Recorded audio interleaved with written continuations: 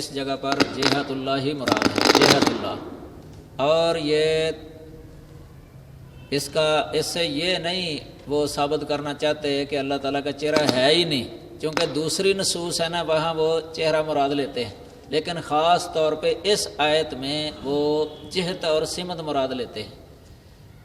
ایک دوسرا شیخ محمد صالح عثیمین رحمہ اللہ نے اس جگہ پر بھی دوسری تفسیر کو اختیار کیا ہے کہ وہ کہتے ہیں کہ چہرہ ہی مراد ہے، فسمى وجہ اللہ۔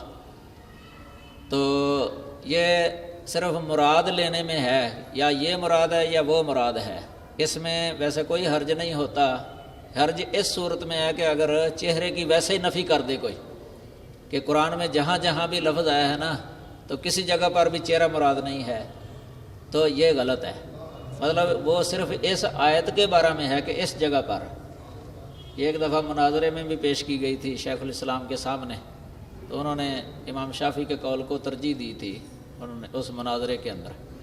یہ مناظرہ واسطیہ جو ہے نا، یہ چھپا ہوا مجموع فتاویٰ کی جلد کے اندر، اس میں اس کی ساری رویداد لکھی ہوئی ہے، غالباً تیسری جلد ہے۔ تو پھر اس سے بھی پتہ چلتا ہے کہ اللہ کے چہرے کے ساتھ استعاذہ صحیح ہے اور غیر اللہ کے چہرے کے ساتھ استعاذہ صحیح نہیں ہے۔ اس سے بھی فرق ہو گیا ہے اللہ کے چہرے کے درمیان اور مخلوق کے چہرے کے درمیان۔ تو اللہ کا چہرہ مخلوق کے چہرے کی طرح نہیں ہے، جس طرح ہم اللہ کی ذات کے بارے میں اس کی کیفیت یا اس کی ماہیت حقیقت نہیں جانتے، اس طرح اللہ تعالیٰ کے چہرے کی حقیقت، ماہیت اور کیفیت ہم نہیں جانتے۔ اس کا علم ہم اللہ کے سپرد کرتے ہیں، نقل علمہ الی اللہ تعالی، اللہ تعالیٰ کے طرف اللہ کے سپرد ہے اس کا علم، کیفیت کا علم، حقیقت اور ماہیت کا علم۔ اللہ کی حقیقت رویت کے بعد بھی کوئی نہیں سمجھ سکتا۔ موسیٰ علیہ السلام نے اللہ تعالیٰ سے کہا تھا نا، رب ارنی انظر الیک، رویت کا سوال کیا، اللہ نے کیا کہا تھا؟ لن ترانی ولکن انظر الی الجبل فإن استقر مکانہ فسوف ترانی فلما تجلی ربہ للجبل، رب کی تجلی ہوئی پہاڑ پر، خر موسیٰ صاعقہ، موسیٰ بے ہوش ہو کے گر گئے۔ اللہ کے چہرے کی تجلی وہ پڑ گئی تھی پہاڑ پر، تو موسیٰ علیہ السلام بے ہوش ہو گئے، برداشت نہیں کر سکے تھے اس کی چمک۔ ایک مسلم کے اندر حدیث بھی آتی ہے کہ اللہ اگر کشف کر دے، وہ جو حجاب ہے نا اللہ اور مخلوق کے درمیان، جو پردے ہیں 70,000 نور کے پردے، حجاب، مسلم میں روایت ہے حجابہ النور، اللہ کا حجاب وہ نور ہے، یعنی جو اللہ اور مخلوق کے درمیان میں حجابات ہیں نا وہ نور کے ہیں۔ اگر اللہ کشف کر دے، کھول دے، لَأَحْرَقَتْ سُبُحَاتُ وَجْهِهِ مَنْتَهَا إِلَيْهِ بَصَرُهُ مِنْ خَلْقِهِ، کہ اللہ کی بصر جہاں تک پہنچ جائے سب کو جلا کے رکھ دے، سب جل جائے، یہ ساری کائنات جل جائے۔ کوئی ہے برداشت کر سکتا؟ کوئی نبی کوئی برداشت نہیں کر سکتا۔ جبرائیل نے بھی اللہ تعالیٰ کو دیکھا نہیں، وہ پردے رکھے ہوئے ہیں۔ مشکات کے اندر ایک روایت موجود ہے کتاب المساجد کے اندر، دوسری فصل کی آخری حدیث، ایک یہودی نے سوال کیا نبی صلی اللہ علیہ وسلم سے، ای البقاء الی اللہ احب الی اللہ و ای البقاء ابغض الی اللہ، تو نبی صلی اللہ علیہ وسلم نے فرمایا کہ مجھے علم نہیں ہے، جبرائیل آئیں گے تو میں بتاؤں گا۔ جبرائیل علیہ السلام آ گئے، تشریف لے آئے۔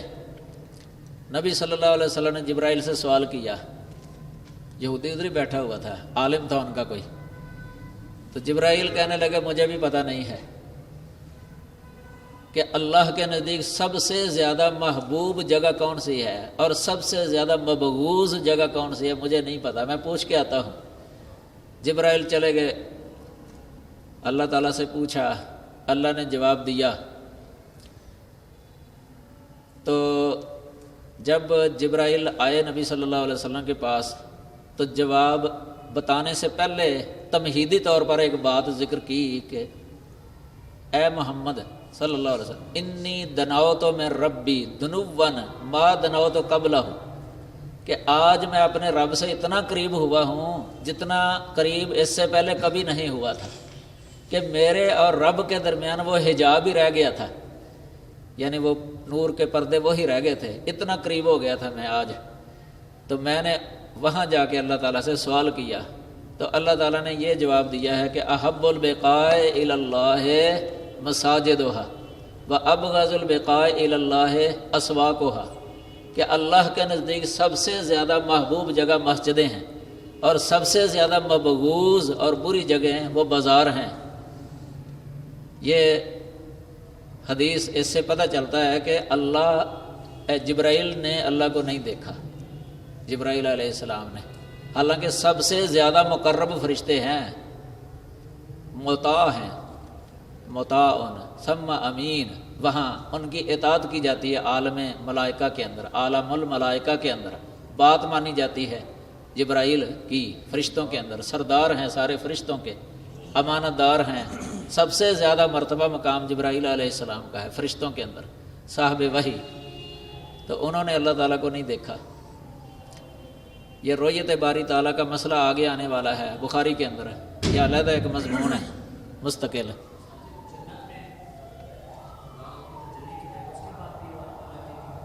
یہ آگے مسئلہ آنے والا ہے، میں اسی لیے ابھی بتایا ہے کہ آگے بخاری میں باب آنے والا ہے اس پر، وہ پھر وہاں بیان کریں گے انشاءاللہ۔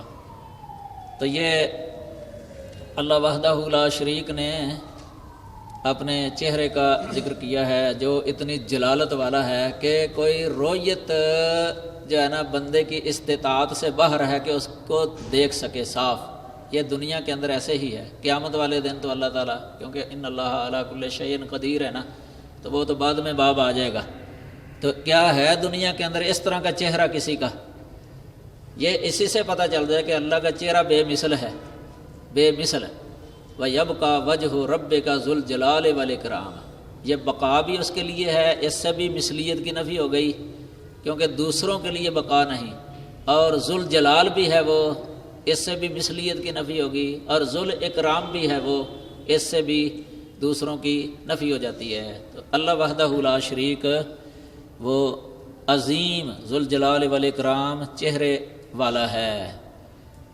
تو یہ کلو شعین حالق جو لفظ ہے نا، اس حالق سے ایک تو حالق کا معنی ہلاک ہونے والا، ایک ہوتا ہے ہلاک ہونے کے قابل، یہ بھی معنی آتا ہے اس کا۔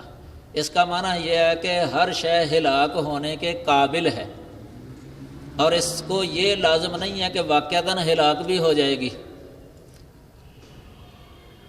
مثلا کوئی اگر سوال کرے کہ یہ جنت بھی آ گئی اس کے اندر، تو وہ بھی تو ہلاک ہو جائے گی، پھر یہ جنتی ہلاک ہو جائیں گے، ختم ہو جائے گی، یہ غلط ہے۔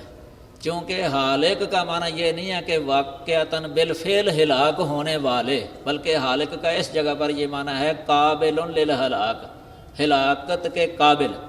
اللہ ہلاکت کے قابل بھی نہیں ہے، یعنی ناممکن ہے اللہ تعالیٰ کا ہلاک ہونا، فنا ہونا، لیکن مخلوق کا ہلاک ہونا ممکن ہے، ممکن ہے، لیکن ممکن ہونے کا مطلب یہ نہیں ہے کہ لازمی ہے۔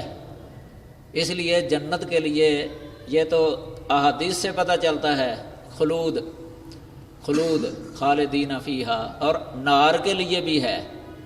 اس لیے اہل سنہ والجماعہ کا یہ عقیدہ ہے کہ نار اور جنت یہ فنا نہیں ہوں گے، اور معتزلہ کا یہ عقیدہ تھا، جہمیہ کا، کہ جنت اور نار یہ فنا ہو جائیں گے آخر کار۔ شرح عقیدہ حاویہ کے اندر اس کی تفصیل لکھی ہوئی ہے۔ یہ فنائے نار والا مسئلہ یہ بھی مارے کا تلار آ رہا ہے اہل علم کے درمیان، کئی اہل سنہ کی طرف بھی اس کی نسبت کرتے ہیں کہ وہ بھی اس کے قائل ہیں کہ آگ بھی آخر کار فنا ہو جائے گی۔ معتزلہ کا یہ عقیدہ تو ہے، ابو الحذیل علاف معتزلی ہے نا، اس کا یہ عقیدہ ہے کہ جنت جو ہے نا یا آگ یہ فنا نہیں ہوں گے، بلکہ ان کی حرکتیں ختم ہو جائیں گی۔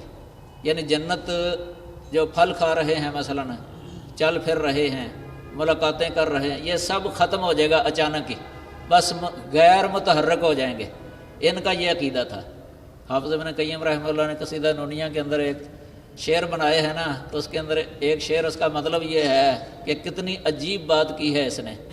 اگر کوئی مثلا کسی نے پھل پکڑا ہوا ہے اور پھل وہ پکڑ کے منہ کی طرف لے آیا، منہ کھلا ہوا ہے تو حرکت بند ہو گئی، تو دیکھو کیا منظر ہوگا اس وقت، عجیب کہ پھل ہاتھ میں پکڑا، منہ کھلا ہوا ہے تو وہ حرکت بند ہو گئی، کیا مذہب ہے یہ فضول۔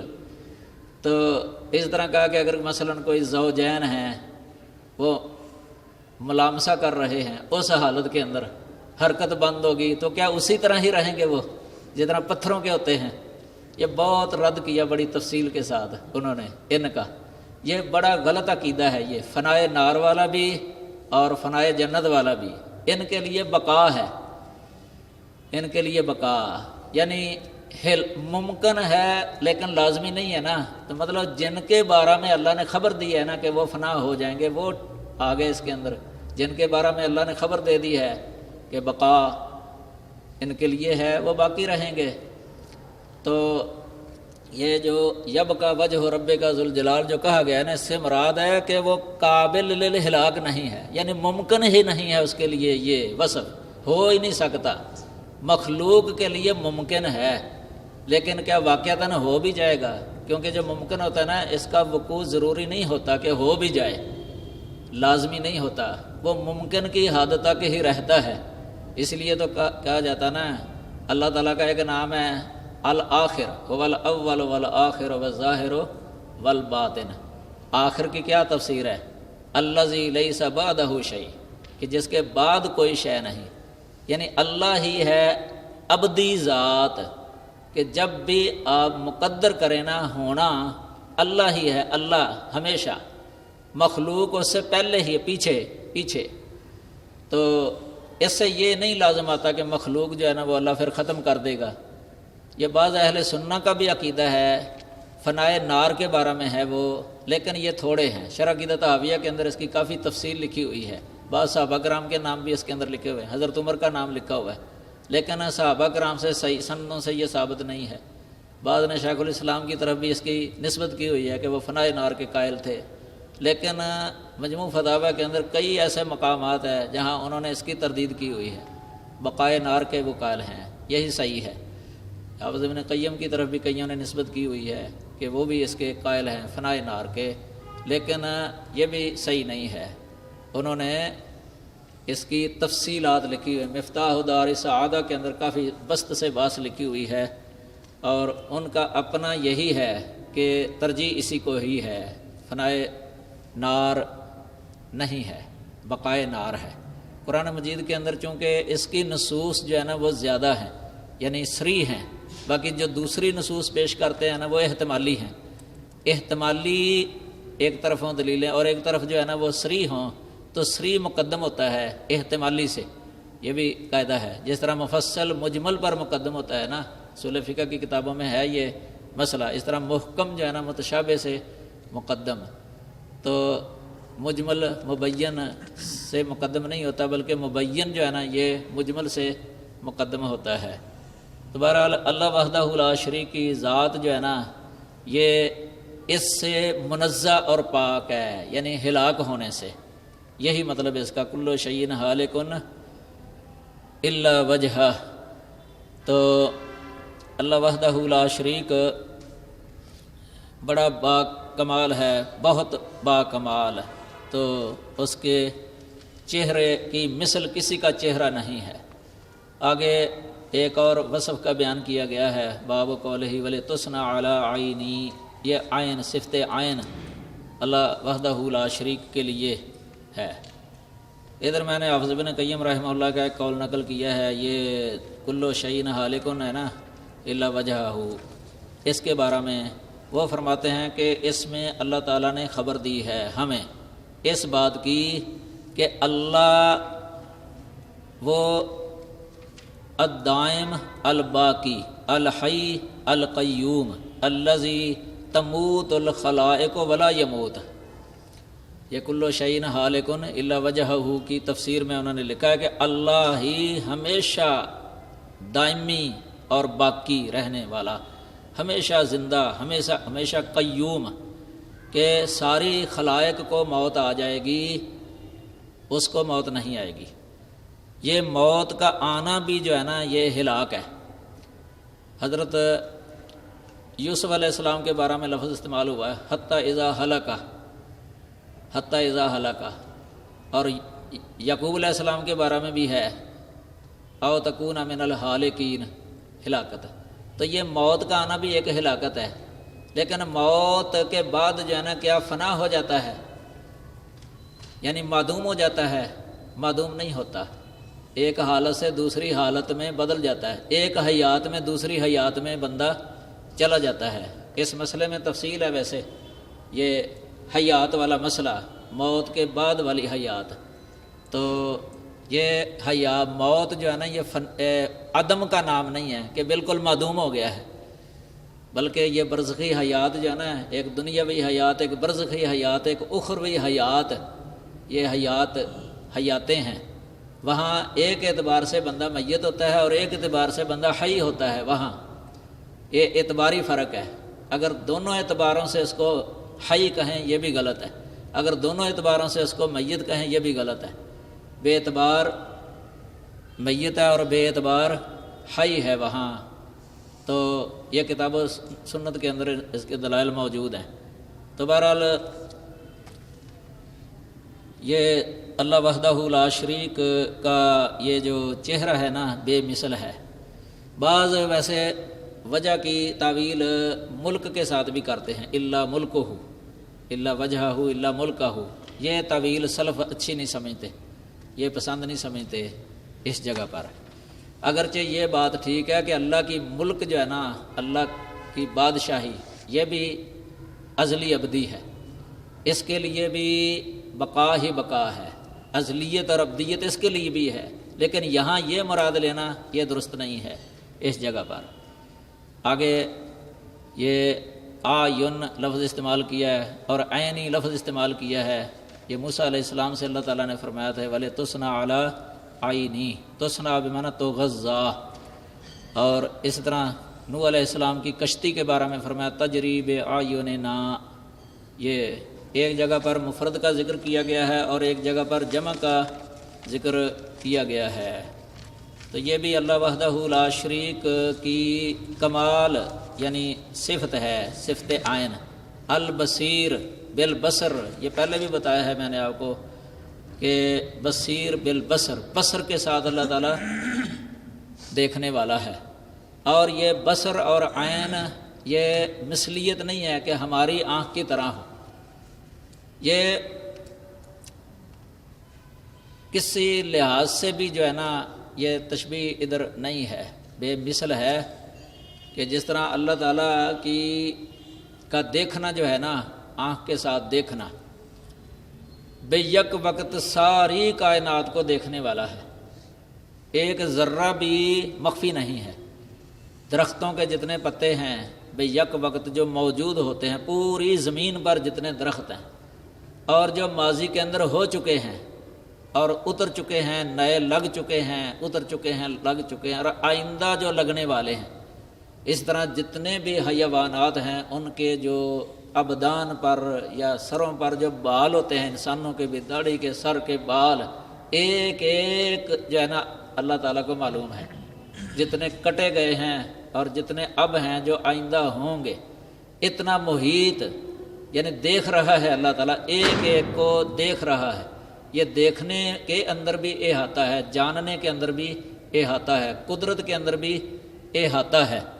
یہ فرق ہو جاتا ہے اللہ کی صفت اور مخلوق کی صفت کے درمیان، یعنی ادھر احاطہ نہیں ہے، ادھر کوئی بندہ صرف اپنی داڑھی کے بال گن نہیں سکتا، ایک داڑھی ہے اس کی اپنی، گن نہیں سکتا کہ میری داڑھی کے اندر کتنے بال ہیں۔ انوار رحمانی کے اندر لکھا ہوا ہے غایت الامانی فی الرد علی النبہانی۔ انڈیا کے اندر ایک شیخ آئے عربی، کسی نے ان سے سوال کر دیا کہ نبی صلی اللہ علیہ وسلم عالم الغیب تھے، اس عربی شیخ نے آگے سے سوال کر دیا کیا نبی صلی اللہ علیہ وسلم کو پتہ ہے کہ تیری داڑھی کے اندر کتنے بال ہیں؟ وہ آگے سے خاموش ہو گیا، سوچنے لگ گیا۔ وہ عربی کہتے ہیں کہ مجھے اس کا اصل مقصد سمجھ لگ گیا تھا کہ کیا چاہتا ہے یہ، تو اس طرح کا انہوں نے سوال کر دیا کہ ان بالوں کا پتہ ہے نبی صلی اللہ علیہ وسلم کو، تیری داڑھی کے اندر کتنے بال ہیں؟ لاجواب ہو گیا۔ یہ اللہ کی شان ہے۔ احصا کل شیء، اس نے ہر کتاب کا احاطہ کیا ہوا، ہر شے کا احاطہ کیا ہوا ہے، اور لوح محفوظ کے اندر اپنے علم کے ساتھ اس کی کتابت ہو چکی ہے۔ علم پہلے ہے اور کتابت بعد میں ہے، تخلیق پھر اس کے بعد والا مرحلہ ہے۔ علم، کتابت، تخلیق، یہ آگے وہ کتاب القدر کے ساتھ اس کا تعلق ہے، تقدیر کے مراتب یا درجات۔ تو اللہ کی شان یہ انسان کے تصور سے بھی کہیں زیادہ ہے۔ تو اللہ کی آنکھ یہ بے مثل ہے، بے مثل۔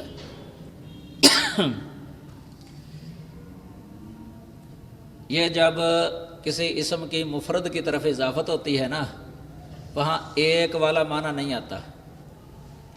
علی عینی ہے نا، یہ وحدت والا معنی اس کے اندر نہیں ہے، یہ قاعدہ ہے۔ یہ مثلا نعمت لفظ مفرد ہے نا، جب اس کی اضافت ہو جائے معرفے کی طرف، نعمت اللہ کہا جائے، تو اس کے اندر ایک والا معنی نہیں آئے گا کہ اللہ کی ایک نعمت، یہ ترجمہ نہیں آئے گا۔ اذکروا نعمت اللہ علیکم۔ اب اس میں یہ معنی نہیں ہوگا کہ اللہ کی ایک نعمت یاد کرو، بلکہ مطلق نعمت ہے، مطلق نعمت۔ آگے دوسرے دلائل سے پتہ چلے گا کہ کتنی ہیں، 2 ہیں یا 2 سے زیادہ ہیں۔ اب قرآن سے پتہ چلتا ہے کہ وہ بے شمار ہیں۔ ان تعدوا نعمت اللہ علیکم، اے نعمت اللہ لا تحصوها، یہ لا تحصو ہے مفرد لفظ ہے لیکن بے شمار کے گنی نہیں جا سکتی۔ اس طرح عین لفظ استعمال کرنے سے یہ نہیں ثابت ہوتا کہ ایک ہی آنکھ ہے۔ اور اگلی آیت کے اندر جمع کا لفظ آیا ہے، تجری بأعیننا، یہ بھی قاعدے کے مطابق ہے، چونکہ اگر جمع کی طرف اسم ظاہر ہو یا ضمیر ہو جمع کی، اس کی طرف اگر کسی کی نسبت کی جائے نا اضافت، تو جمع کے ساتھ کی جاتی ہے۔ یہ بلکہ 2 کی طرف بھی اگر اضافت ہو جائے نا، تثنیہ کی طرف یا جمع کی طرف، تو جمع کا لفظ استعمال ہو جاتا ہے۔ جس طرح ادھر آیا ہے بے آیوننا، یہ آیون جمع ہے عین کی، اور نا ضمیر مضاف ہے وہ جمع ہے۔ اور 2 بھی اگر ہونا، 2 صرف 2، لیکن جمع کی طرف اس کی نسبت ہو تو 2 کو جمع کے ساتھ لایا جاتا ہے، اور جمع مراد نہیں ہوتا، وہاں مراد وہ 2 ہی ہوتا ہے۔ قرآن مجید کے اندر ہے نا، فقد صغت قلوبکما، قلوب سے مراد جمع نہیں ہے، تو یہ 2 مراد ہے۔ اسی جگہ اسی طرح ادھر بھی جو ہے نا آئین سے 2 مراد ہیں، اللہ تعالیٰ کی 2 آنکھیں، یہ بے مثل اہل سنہ کا یہی عقیدہ ہے۔ تو بعض نے ویسے یہ لکھا ہوا ہے، فتح الباری کے اندر بھی قول لکھے ہوئے ہیں کہ وہ یعنی بہت زیادہ ہیں، ہمیں علم نہیں ہے، لیکن اس کی نص نہیں ہے۔ اور 2 کی صراحت بھی جو ہے نا، یہ سری نہیں ہے، سری کہ 2 کی صراحت ہو کہیں۔ جو امام بخاری رحمہ اللہ نے دلیل پیش کی ہے نا، اس سے صرف استنباط کیا ہے بعض علماء نے یہ مسئلہ، یہ اشار بیدہ الی عینہ، یہ لفظ آیا ہے۔ اور یہ ادھر آ گیا دجال کے بارے میں، ان المسیح الدجال اعور عین الیمنا، اور یہ تو صریح ہے کہ انسان کی 2 آنکھیں ہوتی ہیں، 2 آنکھیں۔ تو نبی صلی اللہ علیہ وسلم نے اپنی آنکھ کی طرف اشارہ کیا تھا۔ اس سے تشبیہ نہیں نکلتی کہ اللہ کی آنکھ میری آنکھ کی طرح ہے، بلکہ اس سے تحقق مراد ہے کہ واقعتاً اللہ تعالیٰ کی آنکھیں ہیں۔ جس طرح انسان کی آنکھ ہے نا، تو اللہ کی آنکھ بھی ہے حقیقتاً، اور اللہ کی آنکھ بے عیب ہے، کیونکہ اس لیے نبی صلی اللہ علیہ وسلم نے یہ فرمایا تھا کہ دجال نے جب آنا ہے تو اس نے کہنا ہے کہ میں تمہارا رب ہوں، ربوبیت کا، الوہیت کا دعویٰ کرنا ہے کہ میں اللہ ہوں۔ تو کہیں اس کے دھوکے میں نہ آ جانا۔ نشانی بتا دی نبی صلی اللہ علیہ وسلم نے کہ دجال آور ہوگا اور تمہارا رب آور نہیں ہے، یاد رکھ لو۔ یعنی اگر وہ اللہ ہے تو اللہ کی آنکھ وہ بے عیب ہے، اور اس کی آنکھ عیب ناک ہے تو یہ کبھی بھی اللہ نہیں ہو سکتا، رب نہیں ہو سکتا، کیونکہ رب کے اندر تو کوئی عیب ہی نہیں ہے، کوئی نقص ہی نہیں ہے۔ یہ اس لیے بتایا تھا تاکہ دھوکے میں نہ پڑ جانا، یعنی پکی نشانی بتا دی ہے کہ اس کی یہ نشانی ہے کہ وہ آور ہوگا اور رب آور نہیں ہے۔ یہ واضح لفظ ہیں، ان اللہ لیس بآورا، اللہ آور قطعا نہیں ہے، قطعا آور نہیں ہے۔ یہ بات جو تاکید کے لیے ہے نا، اس کا معنی بنتا ہے قطعا، تو یہ تاکید کے لیے ہوتا ہے۔ تو دجال جو ہے نا وہ آور ہے، آور ہے، اللہ آور نہیں ہے، وہ صحیح سلامت۔ اس سے یہ نہیں نکلتا کہ اللہ تعالیٰ کی آنکھ انسان کی آنکھ کی طرح ہے، بے مثل ہے۔ اتنا نکلتا ہے کہ اللہ کی آنکھ بھی ہے، انسان کی آنکھ بھی ہے۔ جس طرح کوئی کہے مثلا اللہ کا بھی چہرہ ہے، ہمارا بھی چہرہ ہے، یہ تشبیہ نہیں ہے۔ اگر کوئی کہے نا کہ اللہ کا چہرہ ہمارے چہرے کی طرح ہے، پھر یہ تشبیہ ہے۔ امام ابن خزیمہ نے کتاب التوحید کے اندر سمجھانے کے لیے ایک سوال کیا ہے ان سے کہ اگر کوئی کہے مثلا جو انکار کرتا ہے نا، اگر کوئی اس کو کہے کہ تیرا بھی چہرہ ہے، بکری کا بھی چہرہ ہے مثلا، کوئی غصہ نہیں کرے گا۔ لیکن اگر کوئی کہہ دے کہ تیرا چہرہ بکری کے چہرے کی طرح ہے، وہ غصے میں آ جائے گا۔ یا مثلا کوئی کسی کو کہے کہ تیرا بھی چہرہ ہے اور کتے کا بھی چہرہ ہے، غصے میں آ جائے گا۔ یہ تشبیہ ہے۔ تو اگر صرف خبر ہی دے نا کہ انسان کا بھی چہرہ ہے، فلاں کا بھی چہرہ ہے، کئی چیزوں کا ذکر کر دے، کوئی غصہ نہیں آئے گا کسی کو، کیونکہ اگر تشبیہ نہیں دی گئی۔ تو اللہ کا چہرہ ہے، مخلوق کا چہرہ ہے، تو یہ تشبیہ نہیں ہوتی۔ اگر اللہ کا چہرہ مخلوق کے چہرے کی طرح ہے، پھر یہ تشبیہ لازم آ جاتی ہے، اس سے تشبیہ ہے یہ۔ تو اللہ لیس کمثلہ شیء وہو السمیع البصیر۔ اگلی روایت بھی یہی ہے دجال کے بارے میں۔ تو آگے اللہ تعالیٰ کے اسماء حسنہ کا ذکر ہے، باب الخالق، البارئ، المصور، 3 اسماء حسنہ کا ذکر کیا گیا ہے، اور اس کی آگے دلیل ذکر کیا امام بخاری رحمہ اللہ نے۔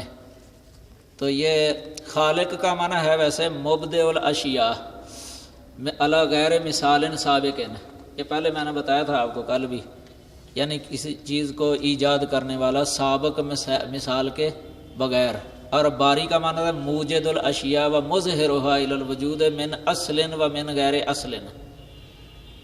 یہ اور مصور کا معنی تھا الذی خص کل مخلوق بما یمیزہ عن الاخر، یعنی مصور کا مطلب ہے کہ اس کے اندر جو امتیازات اللہ تعالیٰ نے رکھے ہوئے ہیں نا اپنی مخلوقات کے اندر، جن کی وجہ سے ایک دوسرے سے پہچان لیے جاتے ہیں، چہرے کے جو نقش و نگار ہے، ہر ایک کا چہرہ ایک دوسرے سے مختلف ہے نا، یہ جو امتیازات رکھے ہیں پہچاننے کے لیے کہ یہ فلاں ہے، یہ فلاں ہے، ایسے کو کہتے ہیں المصور، مصور۔ تو یہ اللہ وحدہ لا شریک کے ساتھ خاص ہے، یہ تخلیق کی صفت۔ اس کی تفصیل پہلے ہو چکی ہے، آپ کو شاید یاد ہی ہوگا، تینوں کے بارے میں مثالوں کے ساتھ۔ تو آگے حدیث ذکر کی ہے، یہ خالق کا لفظ آیا ہے، من ہوا خالق الی یوم القیامہ، اللہ خالق ہے، خالق کے لیے مخلوق یعنی ساری مخلوق کا وہ خالق ہے، اور یہ اللہ نے پہلے ہی لوح محفوظ کے اندر لکھ دیا ہے، اپنے علم کے مطابق جو کچھ پیدا کرنا تھا نا سب کو لکھ دیا ہے۔ یہ خالق کا لفظ آیا ہے نا، اس لیے یہ باب کے ساتھ مناسبت ہو جاتی ہے۔ تو آگے اگلی روایت کے اندر یہ لفظ ہے، نبی صلی اللہ علیہ وسلم نے فرمایا لیس نفس مخلوقۃ الا اللہ خالقها، یعنی کوئی بھی نفس جو مخلوق ہے نا اس کا خالق صرف اللہ ہے، اللہ کے علاوہ کسی نے کچھ بھی نہیں پیدا کیا۔ اس معنی میں یعنی ایجاد من العدم الی الوجود، یہ اللہ ہے۔ اس لیے اللہ نے ایک جگہ پر ان شرک کرنے والوں سے کہا ہے ارونی ماذا خلقوا، دکھاؤ مجھے انہوں نے کیا پیدا کیا ہے، کیا آسمان کے اندر ان کا کوئی حصہ ہے، دکھاؤ، زمین کے اندر کوئی ٹکڑا ہے جو انہوں نے بنایا ہو، دکھاؤ۔ چیلنج ہے اللہ کی طرف سے۔ تو ساری کائنات کا خالق، حل من خالق غیر اللہ، قرآن میں کیا اللہ کے علاوہ بھی کوئی خالق ہے؟ اور یہ بھی فرمایا اللہ تعالیٰ نے آفا من یخلق کمن لا یخلق، تو کیا جو پیدا کرتا ہے اس کی طرح ہو سکتا ہے جو پیدا ہی نہیں کرتا؟ یہ کچھ بھی پیدا نہیں کرتے، تو یہ کمال ہے اللہ کا، یہ صفت خلق اس کے ساتھ خاص ہے، اس کے علاوہ کسی کے اندر یہ شے نہیں پائی جاتی۔ کسی شے کو پیدا کرنے میں وہ یہ آلات کا بھی محتاج نہیں ہوتا کہ آلے کے بغیر وہ کر ہی نہیں سکتا، ایسے بھی نہیں ہے۔ اس کا تو کیا ہے، انما امرہ اذا اراد شیئا ان یقول لہ کن فیکون، کن فیکون۔ صالح علیہ السلام کی اونٹنی کو جو پیدا کیا تھا اللہ تعالیٰ نے پہاڑوں سے، پتھروں سے، تو کن کہہ کے پیدا کر دیا، اسی طرح ہو گیا۔ سمندر کو روک دیا کن کہہ کے، بنی اسرائیل کو نجات دلا دی، آل فرعون کو غرق کر دیا۔ یہ اتنی عظیم الشان ہستی ہے اللہ تعالیٰ کی، اس لیے فرمایا لیسا کمثلہ شیء، اس کی مثل کوئی شے نہیں ہے۔ آگے اللہ تعالیٰ نے امام بخاری رحمہ اللہ نے ایک اور صفت ذکر کی ہے اللہ تعالیٰ کی، یہ صفت ہے صفت الید، یعنی اللہ کی صفت ید۔ یہ بھی اللہ وحدہ لا شریک کا جو یعنی ہاتھ ہے نا، بے مثل ہے، اس میں اللہ کا کوئی شریک نہیں ہے۔ اللہ وحدہ لا شریک کا ہاتھ بے مثل ہے، ہمارے ہاتھ کی طرح نہیں ہے۔ تو یہ جو تعویل کرنے والے ہیں وہ یہ کہہ دیتے تھے کہ ید جو ہے نا، یہ تو جارحہ کو کہتے ہیں، جارحہ، جارحہ سے مراد یہ لیتے ہیں یعنی جسمانی ہاتھ، کہ جس کے اندر گوشت ہو، ہڈی ہو، خون ہو۔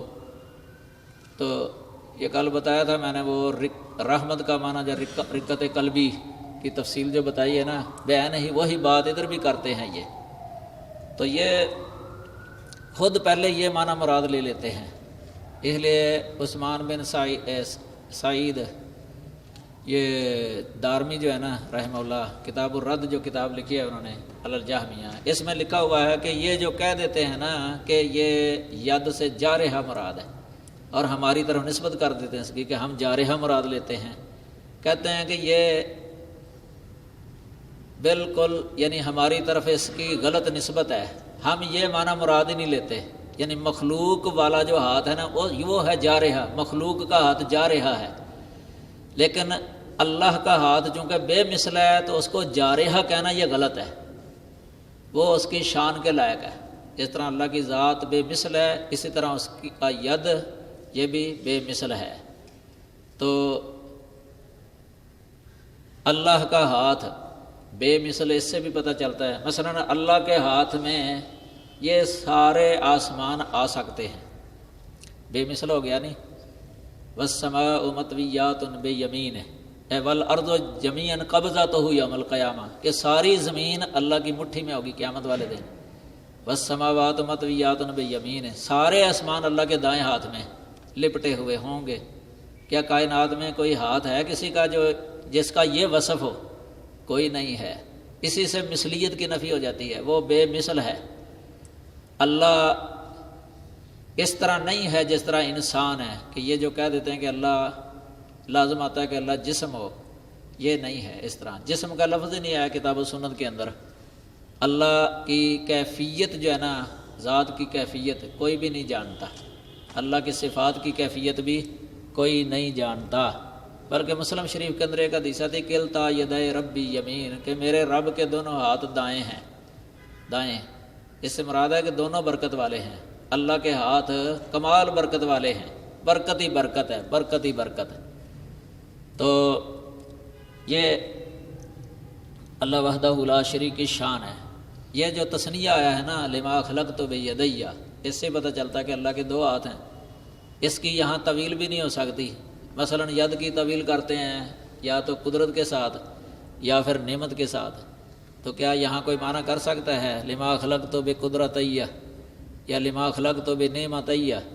یہ ترجمہ ہی صحیح نہیں ہوگا۔ کبھی کسی اردو ترجمے کے لکھا ہے قرآن مجید کے اندر، اردو ترجمے کے اندر، کہ میں نے اپنی دو قدرتوں کے ساتھ آدم علیہ السلام کو پیدا کیا، یا اپنی دو نعمتوں کے ساتھ آدم علیہ السلام کو پیدا کیا، اگر کوئی اس طرح ترجمہ کرے گا تو سب کہیں گے کہ یہ ترجمہ صحیح نہیں کیا، ہاتھوں والا ترجمہ کرتے ہیں سب کہ میں نے اپنے دونوں ہاتھوں سے پیدا کیا، تو تثنیہ کی طویل تو ہو ہی نہیں سکتی، یہ آدم علیہ السلام کی خاصیت ہے، خاص ہے اس کے ساتھ، ہاتھوں کے ساتھ اللہ نے پیدا کیا ہے۔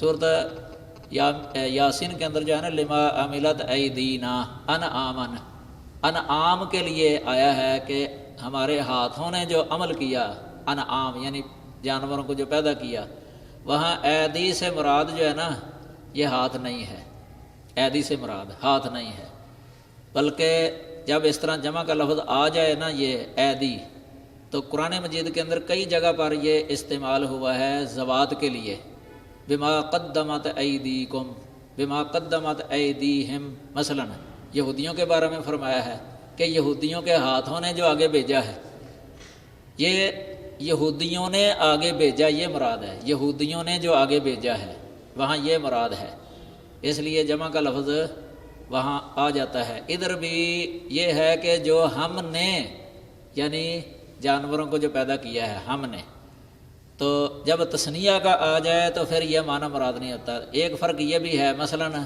ادھر با داخل نہیں ہوا ایدی پر، بے ایدینا اللہ نے نہیں فرمایا، لما عملنا بے ایدینا، پھر اس طرح عبارت ہونی تھی، اگر ہاتھوں کے ساتھ جانوروں کو پیدا کیا ہوتا نا اس طرح عبارت ہونی تھی، لما عملنا بے ایدینا، وہاں با داخل نہیں ہوا، اور ادھر با داخل ہو گیا ہے بے یدیہ، ادھر یہ اسی معنی کا احتمال ہے، دوسرے معنی کا احتمال نہیں ہو سکتا۔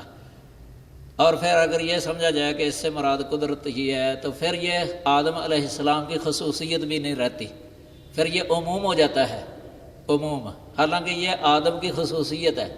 شفاعت والی حدیث ہے، صحیح بخاری میں ذکر کی ہوئی ہے امام صاحب نے، جب لوگ جائیں گے حشر کے میدان کے اندر آدم علیہ السلام کے پاس، کہیں گے کہ اے آدم تو وہ ہے جو سب کا مطلب باپ ہے، ہمارا باپ ہے، تجھے اللہ نے اپنے ہاتھوں کے ساتھ پیدا کیا ہے، خالقک اللہ بیدیہ، اپنے ہاتھ کے ساتھ اللہ نے تجھے پیدا کیا، تو وہ ہے، تو ہماری سفارش کر۔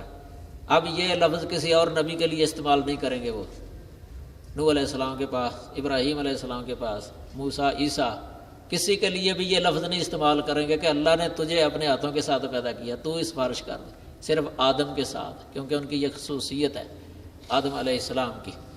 تو اس لیے یہ تعویل جو ہے نا یہ درست نہیں ہے، ادھر ید کی نعمت یا اس کے ساتھ قدرت کے ساتھ یہ تعویل درست نہیں ہے۔ جو قرآن میں آتا ہے بِأَيْدِي وَإِنَّا لَمُوسِعُونَ، وہاں بِأَيْدِ سے کیا مراد؟ ہاں ایدی سے مراد جو ہے نا ایدی لفظ نہیں ہے، عید ہے لفظ، وہاں عید کا معنی تھا قوت، آدھا یا عیدوں سے ہے، دونوں کے مادے میں فرق ہے، وہ جب یائی ہے اور محمود الفا ہے، آدھا یا عیدو یہ، اور ادھر جو ہے نا یہ اس کا مادہ ید یون، یا دال یا ید یون، دیکھو کتنا فرق ہے، یعنی یہ بن گیا مثال یائی اور نقص یائی، یعنی لفیف مفروق، اور وہ بنتا ہے محموز الفا اور نقص یائی، یعنی وہ ایدن، آدھا یا عیدوں سے ہے، اس کا معنی تھا قوت ہوتا ہے، بے ایدن، ایدی لفظ نہیں ہے وہ، عید، جس طرح قرآن میں ذل عید بھی آیا ہے، قوت والے لفظ۔ تو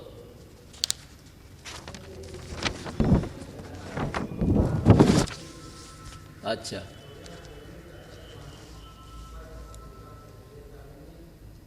ہاں،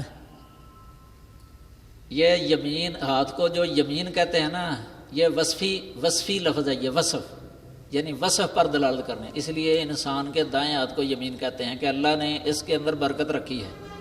آپ پڑھتے نہیں ہیں تیمن، تیمن، تیمن کا معنی برکت حاصل کرنا بھی ہوتا ہے، دائیں طرف سے شروع کرنا، اس کو بھی کہہ دیتے ہیں، دائیں ہاتھ میں برکت زیادہ۔ برکت کا لغوی معنی کیا ہوتا ہے؟ نفع، نفع، اللہ نے اس ہاتھ کے اندر نفع رکھا ہے زیادہ اس میں، کیونکہ اس سے انسان زیادہ کام کرتا ہے، یہ برکت والا ہے، تو برکت کا معنی ہی ہوتا ہے نفع۔ تو اللہ تعالیٰ ساری کائنات کو رزق دیتا ہے، اللہ تعالیٰ یہ ادھر ایک حدیث ذکر کیا امام صاحب نے کہ اللہ کے ہاتھ جو ہے نا وہ بہانے والے ہیں. سہا اللیل والنہار، دن رات. ید اللہ ملآ، اللہ کا ہاتھ بھرا ہوا ہے، اس کو خرچ کرنا کم نہیں کرتا، کہ خرچ کرتا ہے ساری کائنات کو دیتا ہے لیکن اس کے اندر ذرہ بھی کمی نہیں آتی. سہا اللیل والنہار، دن رات بہت بہانے والا ہے، برکات نفع بہانے والا، ساری کائنات کو دینے والا. یہ اس سے بھی مثلیت کی نفی نکل آتی ہے، کسی کا ہاتھ ایسے نہیں ہے. پھر آگے فرمایا کہ کیا تمہیں پتہ ہے کہ اللہ تعالیٰ نے جب سے آسمانوں اور زمینوں کو پیدا کیا ہے اس وقت سے اللہ سب کو دے رہا ہے، برکات بھیج رہا ہے، نفع. یہ قرآن میں آتا ہے نہیں، قدر فیہا اقواتہا، اللہ نے زمین کے اندر ہی اس کی اقوات یعنی ان کو برکات بھی کہا ہے. برکات زمین کی برکات یہ مقدر کی ہوئی ہیں. تو فرمایا کہ اللہ تعالیٰ کے ہاتھ میں جو ہے نا اس کے اندر ذرہ بھر بھی کمی نہیں آئی، ذرہ بھر بھی کمی نہیں آئی. وَبِيَدِهِ الْأُخْرَى الْمِيزَانُ، اس کے دوسرے ہاتھ میں میزان ہے، ترازو. تو یہ اللہ کی شان ہے، عظمت ہے اللہ تعالیٰ کی. آگے پھر اللہ تعالیٰ ایک حدیث ذکر، ان اللہ یقبض الارض یوم القیامہ. یہ قبض جو ہے نا، قبضہ، یہ ہاتھ کا وصف ہے. تو یہ ہاتھ کے اوصاف ذکر کیے ہیں. قبضہ. وَيَطْوِي السَّمَاوَاتِ بِيَمِينِهِ، یہاں یمین ہی کا لفظ آ گیا ہے. تو ان المالک، یہ پہلے بھی حدیث پڑھی ہے کل. اس کے بعد پھر ہاتھ کی انگلیوں کا ذکر آ گیا ہے. یمسک السماوات علی اصبعین والارضین علی اصبعین والجبال علی اصبعین والشجر علی اصبعین والخلائق علی اصبعین ثم یقول انا الملک، کہ میں ہی بادشاہ ہوں. یہ قیامت والے دن ایسے ہوگا، قیامت والے دن. تو یہ حدیث یہ ایک یہودی نے کہا تھا نبی صلی اللہ علیہ وسلم کے پاس، نبی صلی اللہ علیہ وسلم سے. فضحک رسول اللہ صلی اللہ علیہ وسلم، رسول اللہ صلی اللہ علیہ وسلم ہنس پڑے تھے اس کی بات سن کے. حتیٰ بدت نواجزہ، حتیٰ کہ آپ کے نواجز ظاہر ہو گئے، دانت داڑیں. ثم قرأ وما قدر اللہ حق قدرہ والارض جمیعا قبضتہ یوم القیامہ والسماوات مطویات بیمینہ. یہ آیت جو ہے نا یہ پڑھی تھی تائید کے لیے کہ اس کا ذکر قرآن کے اندر بھی ہے، قرآن میں اللہ کے ہاتھوں کا ذکر ہے. تو اس نے بھی یہ اللہ کی انگلیوں کا ذکر کیا ہے. یہ انگلیاں اللہ کی بے مثل ہیں. عبداللہ بن مسعود رضی اللہ تعالیٰ نے فرماتے ہیں کہ نبی صلی اللہ علیہ وسلم جو ہنسے تھے نا اس کی بات سن کر، یہ تعجب اور تصدیق کے لیے تھا. تصدیق اللہ، یعنی اس کی بات کی تصدیق کرتے ہوئے خوش ہو گئے تھے آپ، کیونکہ اس نے بات درست کی تھی. آپ نے اس کی تصدیق میں آیت بھی پڑھی ہے اور اس کی تائید کی ہے اس حدیث میں. جو ویسے اس حدیث کو تسلیم نہیں نہ کرتے وہ یہ کہتے ہیں کہ نبی صلی اللہ علیہ وسلم اس کی بات کا انکار کرتے ہوئے، نفی کرتے ہوئے یہ انداز اختیار کیا تھا کہ ہنسے تھے کہ یہ دیکھو کیسی بات کر رہا ہے، نامناسب بات کر رہا تھا، کہ اس کی بات سن کے آپ کو ہنسی آ گئی. یہ ویسے درست نہیں ہے، کیونکہ عبداللہ بن مسعود رضی اللہ تعالیٰ عنہ کا واضح قول ہے تصدیق اللہ، کہ اس کی تصدیق کرتے ہوئے ہنسے تھے. اس پر کافی تفصیلات ہیں سلف کی کتابوں کے اندر. اس کے بارے میں یہی کہنا چاہیے کہ یہ اصبع جو ہے نا اللہ کی انگلیاں یہ بے مثل ہیں. اس کی کیفیت جو ہے نا معلوم نہیں ہے. پہلے جس طرح اللہ کی ذات کی کیفیت معلوم نہیں ہے، بے مثل، اور اسی طرح اللہ کی صفات کی کیفیت معلوم نہیں ہے، اللہ کے ہاتھ کی کیفیت معلوم نہیں ہے، اسی طرح اللہ کی انگلی کی کیفیت معلوم نہیں ہے. امام ابن خزیمہ رحمہ اللہ نے لکھا کتاب التوحید کے اندر کہ اس کے بے مثل ہونے کی دلیل اتنی ہی کافی ہے کہ اللہ اپنی ایک انگلی پر جو ہے نا یہ آسمانوں کو پکڑ لے، ایک انگلی پر، ایک انگلی سے امساک کر لے آسمانوں کا، تھام لے اپنے آسمانوں کو ایک انگلی کے ساتھ، اور ایک انگلی کے ساتھ ساری زمینوں کو، 7 زمینیں. کیا ہے مخلوق کے اندر اس طرح کی انگلی کسی کی؟ کوئی نہیں ہے. اس سے بے مثلیت نکل آتی ہے کہ یہ بے مثل انگلی ہے اللہ تعالیٰ کی، لیکن کیسی ہے یہ، اس کی کیفیت کیسی ہے یہ ہمیں معلوم نہیں ہے، اس لیے اللہ کے سپرد ہے.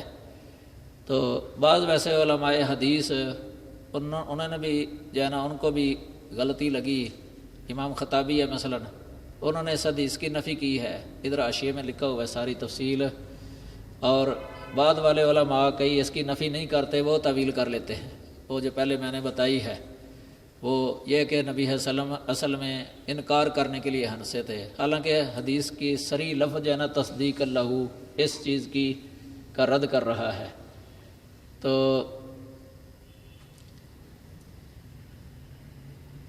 آگے اللہ وحدہ آگے امام بخاری رحمہ اللہ نے یہی حدیث ذکر کیا، اس کے اندر بھی جو ہے نا یہ ان کا ذکر ہے۔ تو آگے اگلا باب ہے، باب قول نبی صلی اللہ علیہ وسلم اللہ لا شخص اغیر من اللہ، کہ اللہ سے زیادہ غیرت مند کوئی شخص نہیں ہے۔ اس میں ویسے یہ ثابت کرنا مقصود ہے کہ اللہ پر شخص کا لفظ استعمال ہو سکتا ہے، نبی صلی اللہ علیہ وسلم نے خود کیا ہے شخص۔ کئی لوگ اس کو تسلیم نہیں کرتے، وہ یہی کہتے ہیں کہ شخص تو یہ مخلوق کے اندر ہے، انسان مثلا شخص ہے، عورتوں کو بھی شخص کہہ دیتے ہیں، مردوں کو بھی شخص کہہ دیتے ہیں، تو اس کا اطلاق مخلوق پر ہوتا ہے، اللہ پر اس کا اطلاق درست نہیں ہے، اس طرح کئی کہہ دیتے ہیں۔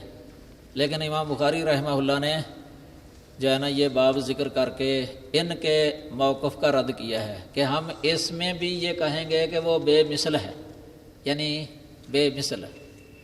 تو اس کا مطلب یہ ہے کہ یہ بھی یاد رکھیں کہ اللہ تعالیٰ کے جو اسماء ہیں نا یہ دو طرح کے ہیں، ایک وہ اسماء ہیں جو اللہ تعالیٰ کے بطور اسم یعنی استعمال ہوتے ہیں، اور بعض ایسے ہیں کہ جو بطور اسم استعمال نہیں ہوتے، بطور خبر استعمال ہوتے ہیں۔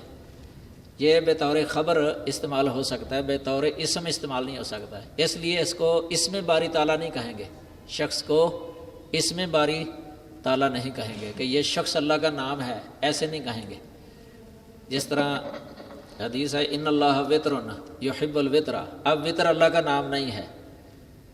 اس طرح شے، اللہ پر شے لفظ بولنا، یہ آگے باب آ رہا ہے اللہ شیء، تو اب شے اللہ کا نام نہیں ہے، لیکن خبر دی جا سکتی ہے اللہ تعالیٰ کے بارے میں اس کے ساتھ، خبر دی جا سکتی ہے اللہ تعالیٰ کے بارے میں اس کے ساتھ، یعنی اللہ مخبر عنہ ہو جائے اور یہ اس کی مخبر بہی ہو جائے، یہ درست ہے۔ تو اس سے یہ بھی ویسے نکلتا ہے کیونکہ شخص جو ہے نا یہ عربی لغت کے اندر اس کا معنی ارتفاع اور ظہور اس کے مادے کے اندر ہے، ارتفاع اور ظہور والا معنی۔ شخص کو شخص اسی لیے کہتے ہیں کہ اس کے اندر ظہور ہوتا ہے، ظاہر ہونا، اور مرتفع ہونا یعنی اونچا ہونا۔ انسان اونچا ہے نا، یعنی قد اس کا تو ظاہر بھی ہوتا ہے، کھڑا ہو تو نظر آ جاتا ہے، تو یہ لغوی طور پر اس کے اندر یہ معنی ہے۔ تو اللہ تو سب سے زیادہ عرفہ ہے، اللہ سب سے زیادہ اظہر ہے، سب سے زیادہ ظاہر، تو اس اعتبار سے بھی یہ لفظ شخص اللہ، مثلا پنجابی کے اندر یا اردو میں شخصیت لفظ بولتے ہیں نا، اللہ کی شخصیت، یعنی جب اس کی عظمت اور شان ظاہر کرنے کے لیے لفظ بولا جاتا ہے شخصیت کہتے ہیں، ذرا اللہ کی ہستی، اللہ کی شخصیت بڑی عظیم ہے، بڑی عظیم شخصیت ہے، تو یہ بولنے میں کوئی حرج نہیں ہے۔ لیکن یہ اسماء حسنہ کے اندر جو ہے نا یہ داخل نہیں ہے جس طرح اللہ تعالیٰ کے نام ہوتے ہیں، تو یہ لفظ بولا جا سکتا ہے، یعنی بطور خبر کہ اس کی طرف سے خبر دی جا سکتی ہے۔ یہ امام قرطبی نے یہ جو لکھا ہے نا، امام قرطبی سے مراد اس جگہ پر شارح بخاری ابن بطال، ان کو بھی قرطبی، یہ قرطبہ کے رہنے والے تھے، ابن بطال کی بخاری کی شرح ہے نا، اس میں ویسے تعویلات بہت زیادہ ہیں، سب سے زیادہ یہ چونکہ پرانی شرح ہے نا، تو اکثر شارحین نے یہ شرح لکھتے وقت یہ رکھی ہے سامنے، ابن بطال کی شرح، یہ ابن ملکن کی شرح توضیح الصحیح، انہوں نے ان سے بہت زیادہ نقل کیا ہے اپنی شرح کے اندر، یہ 33 جلدوں کے اندر چھپی ہوئی ہے ابن ملکن کی شرح، تو ابن بطال کی شرح ویسے 10 جلدوں میں ہے، تو یہ ان سے بہت نقل کرتے ہیں. اسی طرح یہ نقل جو ہے نا شارحین نے، کیونکہ جب لکھتے ہیں شرح تو دوسری شروعات سامنے رکھی ہوتی ہیں، تو اس طرح جو ہے نا پھر شرح بنتی ہے. تو بہت زیادہ جو ہے نا صفحے کے صفحے جو ہے نا اس کے اندر نقل کیے گئے ہیں دوسری بعد والی شرحوں میں پہلی شروحات سے. تو انہوں نے اس کے بارے میں ویسے دعویٰ کیا ہے کہ اجماع ہو گیا ہے کہ یہ لفظ جو ہے نا شخص اللہ پر بولنا ٹھیک نہیں ہے. عربی لفظ ان کے ہیں اجمعت الامت علی ان اللہ تعالی لا یجوز ان یوصف بانہ شخص، کہ امت کا اتفاق ہے اس بات پر کہ اللہ پر شخص کا لفظ بولنا جائز نہیں ہے. اس کی وجہ کیا بیان کی ہے؟ لکھتے ہیں لأن التوقیف لم یرد بہی، کہ اس کی توقیف وارد نہیں ہوئی. توقیف کا معنی ہے کہ کسی نص کے اندر نہیں ہے، نہ حدیث کے اندر نہ آیت کے اندر، یعنی ہمیں واقف نہیں کرایا گیا اس پر اللہ کی طرف سے یا اللہ کے رسول کی طرف سے. یہ دعویٰ کر بیٹھے ہیں. اس دعویٰ کا رد حافظ ابن حجر رحمہ اللہ نے خود کر دیا فتح الباری کے اندر. انہوں نے کہا ہے کہ یہ تو حدیث کے اندر آیا ہے لفظ، اور امام خطابی نے ان سے پہلے نفی کر دی. وہ بھی کہتے ہیں کہ شخص کا لفظ نہیں ہے حدیث کے اندر بلکہ احد کا لفظ ہے. ایک ہے نا لا شخص اغیر من اللہ جو بخاری میں ہے، ایک ہے لا احد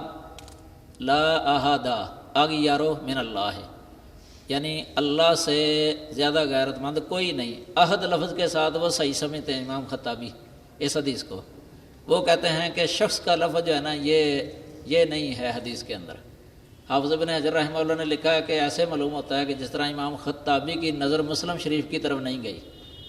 مسلم شریف کے اندر عبید اللہ بن عمر قواریری ان کی حدیث موجود ہے. اسی کا امام احمد بن حنبل کے ساتھی تھے وہ، اور مسند احمد کے اندر بھی یہ حدیث آئی ہے عبید اللہ بن عمر قواریری، یہ سند کے اندر ہے. اور یہ حدیث نقل کرنے کے بعد امام احمد کے بیٹے نے کہا ابو عبد الرحمن عبداللہ بن احمد بن حنبل کہ عبید اللہ قواریری کہتے ہیں کہ لیسا حدیث اشد علی الجہمیۃ من ھذا الحدیث، کہ اس حدیث سے بڑھ کر جہمیہ کے اوپر جو زیادہ شدید گزرتی ہے نا کوئی حدیث نہیں ہے. یعنی سب سے زیادہ شدید سمجھتے اپنے لیے وہ، کہ بڑے حیرت کے اندر پڑے ہوئے ہیں کہ کیا کیا جائے. اب انہوں نے ویسے انکار ہی کر دیا ہے نا جہمیہ نے اس حدیث کا. تو اہل سنہ جو ہے نا وہ اس حدیث کو تسلیم کیا کرتے تھے. فتح الباری میں کافی تفصیل لکھی ہوئی، جنہوں نے اس کو ضعیف قرار دیا ہے یا راوی کا تفرد بتایا ہے ان کی مطابعات بھی انہوں نے ذکر کی ہیں، اور حدیث بلا شک یہ صحیح ہے. امام بخاری نے بنیاد رکھی ہے اس پر. تو باب کے اندر امام صاحب نے یہ لفظ لکھ دیا ہے لا شخص اغیر من اللہ. یہ نیچے جو حدیث ذکر کی ہے نا اس میں لفظ آیا ہے لا احد احب یا احب الیہ العذر من اللہ، آگے ولا احد احب الیہ المدحۃ من اللہ. آگے لفظ آخر میں ہے ایک دوسرے طریقے سے قال عبید اللہ بن عمر، یہ عبید اللہ بن عمر قواریری ہیں. ان پر بھی بڑی ایک ابتلا کا دور آیا تھا. امام احمد پر جس طرح آیا ہے نا ابتلا کا دور، بہت سزا دی گئی ہے ان کو، تو یہ بھی تھے قید کے اندر جیل میں. تو محدث ہیں بہت بڑے فقیہ اور محدث عبید اللہ بن عمر قواریری، بہت دی گئی تھی ان کو بھی، بلکہ بعد نے تو لکھا ہے کہ ان کی موت ہی واقع ہو گئی تھی رحمہ اللہ تعالی. اس سند سے آگے ان عبد الملک لا شخص اغیر من اللہ، اس سے استدلال ہے امام بخاری رحمہ اللہ کا. باقی جو تعویلات وغیرہ کرتے ہیں نا وہ ادھر حاشیے کے اندر بھی لکھی گئی ہیں. وہ کہتے ہیں کہ اگر یہ مان لیا جائے تو اللہ تعالیٰ کا تو جسم ہونا لازم آ جاتا ہے، حالانکہ یہ غلط ہے. کلیے ہیں قاعدے ضابطے اہل سنہ کے کہ شخص جسم ہونا اس طرح کا کہ جس طرح انسان کا جسم ہوتا ہے مادی جسم، یہ لازم نہیں آتا. یہ تو اس وقت ہے اگر ہم کہیں کہ اللہ شخص ہے ہماری طرح، پھر ہوتا ہے جب وہ کیفیت کی بالکل نفی ہی کر دیتے ہیں اور مثلیت کی تشبیہ کی، تو اللہ کی شان کے لائق جیسے ہے اس طرح وہ مانتے ہیں. تو یہ اس میں کوئی اعتراض نہیں ہے. آگے اگلے باب کے اندر امام صاحب نے شے کا لفظ جو ہے نا یہ باب باندھا ہوا ہے کہ اللہ کو شے کہہ سکتے ہیں کہ اللہ شے ہے، اللہ شے ہے، یہ کہہ کہ جہمیہ کا رد ہے، کیونکہ وہ کہتے ہیں نا شے نہیں اللہ، تو اس سے اس کی نفی لازم آ جاتی ہے۔ شے وجودی جو ہوتی ہے نا، وجودی شے، اس پر لفظ یہ بول دیتے ہیں